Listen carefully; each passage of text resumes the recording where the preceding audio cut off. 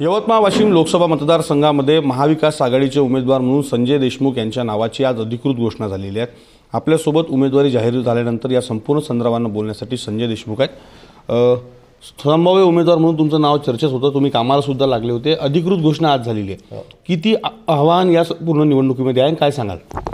नाही, या निवडणुकीमध्ये आव्हान असण्यापेक्षा या भागातील सर्वसामान्य जनता या गेल्या 25 वर्षापासूनच्या खासदार असो किंवा जे काही युती आहे, महायुती आहे, त्या संदर्भात प्रचंड निराशा शेतकऱ्याची झालेली आहे, तरुण बेरोजगाराची झालेली आहे, सर्वसामान्य जनतेची झालेली असल्यामुळं ह्या निवडणुकीमध्ये आव्हान मला तरी दिसत नाही। गेल्या 4 महिन्यापासून या भागामध्ये मी फिरत आहे, चांगला प्रतिसाद सर्वसामान्य जनतेचा त्या ठिकाणी मला लाभत आहे।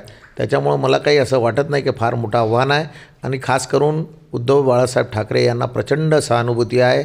खासदार शरदचंद्रजी पवार साहेब यांनासुद्धा खूप मोठ्या प्रमाणावर सहानुभूती आहे आणि निश्चितपणे ही सर्व महाविकास आघाडीची आम्ही सर्व मंडळी एकत्रितरित्या चांगल्या पद्धतीने ही निवडणूक आम्ही या ठिकाणी जिंकणार आहोत। एक जर पाहिलं तुमची उमेदवारी जाहीर झालेली आहे, महायुतीच्या उमेदवारीमध्ये अजूनही रस्सीखेच आहे। संजय राठोड किंवा भावना गवळी अशा पद्धतीची नावं जी आहेत ती संभाव्य पुढे येतात।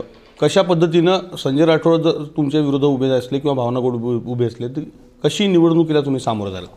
नाही, निवडणुकीला सामोरं जायचं आजपर्यंत ठाकरे घराण्याचं या दोघांच्या मागे नाव होतं आणि शिवसेना या 4 शब्दाच्या किमया या 25 वर्षामध्ये या यवतमाळ वाशिमच्या लोकांनी सर्वसामान्य शिवसैनिकांनी दाखवून दिलेली आहे।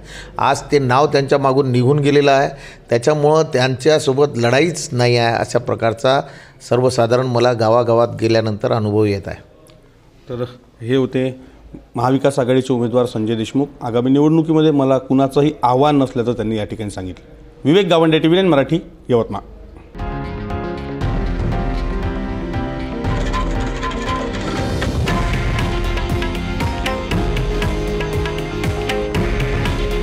हे आहे देशातील नंबर 1 न्यूज नेटवर्क आणि आपण पाहत आहात TV9 मराठी। काळजी तुमची, हित महाराष्ट्राचं।